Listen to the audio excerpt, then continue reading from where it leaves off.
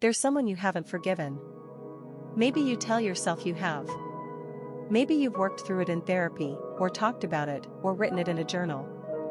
But then their name comes up, and it's still there. That tightness. That heat. What nobody tells you about forgiveness is this. It has almost nothing to do with the other person. Forgiveness is one of the most misunderstood ideas in human psychology.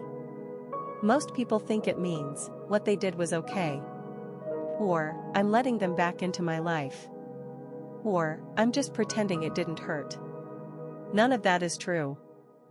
Robert Enright, the psychologist who has spent 30 years studying forgiveness at the University of Wisconsin, defines it this way: forgiveness is a decision to give up resentment, to which you have a right, for your own sake. For your own sake. The research is striking. People who go through forgiveness therapy show measurable reductions in anxiety, depression, and cardiovascular stress. Holding on to resentment, not the person, not the event, the resentment itself, is physiologically harmful. Your body pays the bill.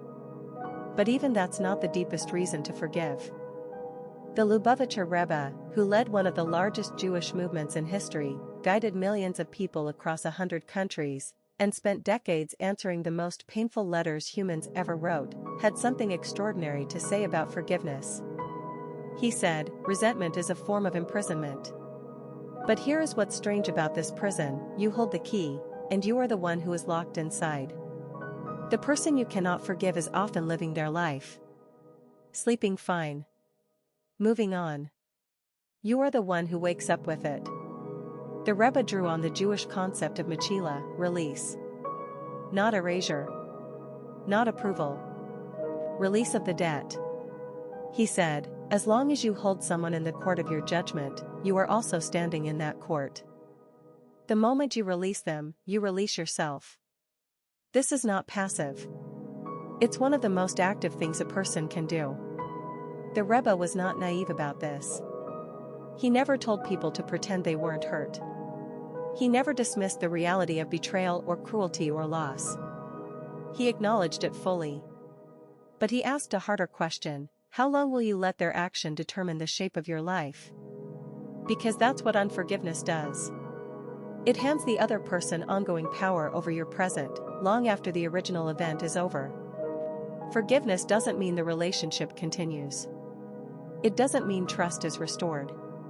It means you stop carrying the weight of the verdict. You hand it back. And you walk lighter.